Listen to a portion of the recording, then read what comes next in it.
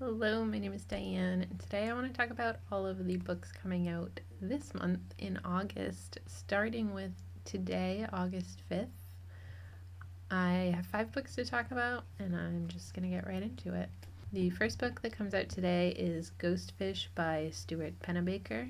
This is a magical realism story following our main character, Allison, who has left her hometown to move to New York City. She's working at a restaurant, living with roommates, and she's also dealing with the loss of her sister, who has recently drowned.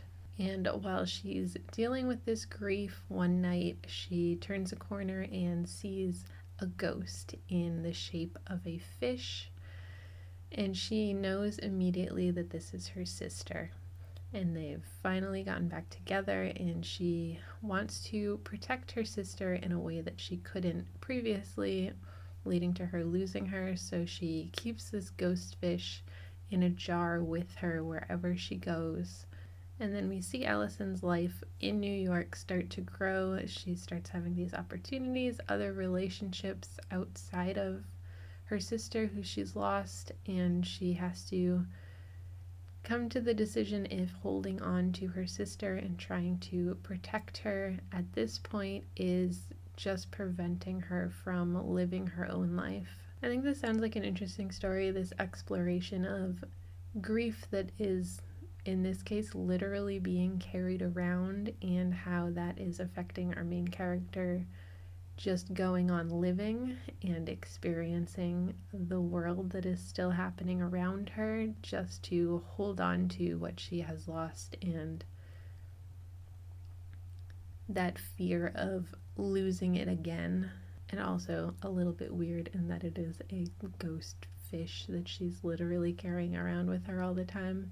Kind of a silly element for an otherwise not very silly topic, but I think this is an interesting way of exploring that part of grief and loss. Also coming out today, August 5th, is The Magician of Tiger Castle by Louis Sachar.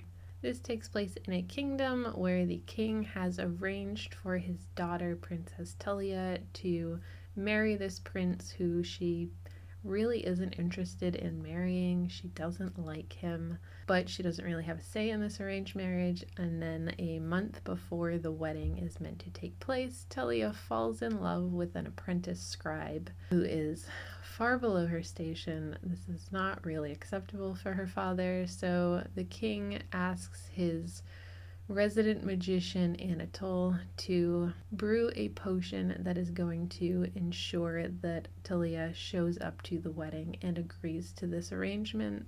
Anatole has been in the king's court for 17 years now. When he first arrived, he was a highly regarded magician, and since then he's had a series of failures and mishaps, and no one really takes him seriously or believes in him anymore outside of Talia. So he has to make this choice of betraying the princess and her trust and forcing her to go into this arranged marriage, or going against the king's wishes and losing his reputation entirely. Coming out next week on August 12th is The Bone Raiders by Jackson Ford. This follows a group of raiders who are called the Bone Raiders, and they are called that because they display the bones of the people they have killed on their armor. And in this world, being a raider is not really what it used to be. There's a new Great Khan in town, and he is going to use his very large army to take out all of these raiding clans. On top of that, there are also fire-breathing lizards that have come into the area and are coming in more frequently. So we follow one of these raiders who's a scout called Sayana, and she has realized that for them to maintain their way of life, they have to make some changes. And one of her ideas is that they stop riding horses and start riding these fire-breathing lizards. However, she has to find a way to convince her raiding clan to change the way that they do things without becoming a target herself. But if she doesn't, then all of the raiding clans are going to be wiped out by this army that's coming for them. Kind of stuck between a rock and a hard place. Also coming out on August 12th is A House of Monstrous Women by Daphne Fama.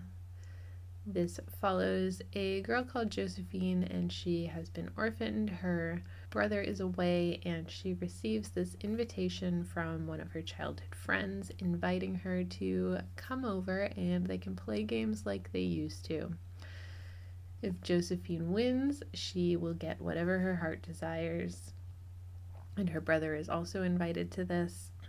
And there are whispers surrounding this family that her friend belongs to, that they are witches and cast curses. But Josephine is feeling pretty desperate at this point, and she decides to go in the hopes that she will win and get whatever her heart desires. Except she gets there and finds that this house is very large and confusing, dimly lit. She feels like she's being watched all the time, and as the game starts to unfold and she's figuring out more things about this place and these people, it's becoming increasingly more dangerous of a situation. However, Josephine, to get out, is going to have to play to win and make some tough choices. So this one's a horror fantasy, so definitely more of a tense atmosphere in Josephine uncovering whatever is going on in this house, whatever might potentially happen to her that is presumably very bad if she does not win this game, and hopefully she'll be able to figure something out so that she not only makes it out, but makes it out with the prize that she went there hoping for.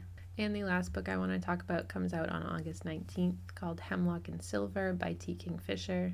This story follows Anya, who is a healer who regularly drinks poison in the hopes of saving people that need saving, curing people that these poisons may have affected. And one day she is summoned by the king, whose daughter Snow is dying, and he's hoping that Anya can figure out a way to save her. So with a guard and a cat at her side, Anya sets out to try and save Snow, and while her usual methods are not working, she discovers this magical mirror that has a hidden world inside of it, and this might be the key to saving Snow and figuring out what's going on, or it might kill them. I've liked all of T. Kingfisher's fantasy books that I've read so far, so I'm of course looking forward to this one. Definitely Snow White inspired, but she tends to take the fairy tales that she's getting inspiration from pretty loosely and really put her own spin on them, so I'm interested to see how this one turns out, what this magic mirror world is going to look like, and if Anya can somehow save Snow.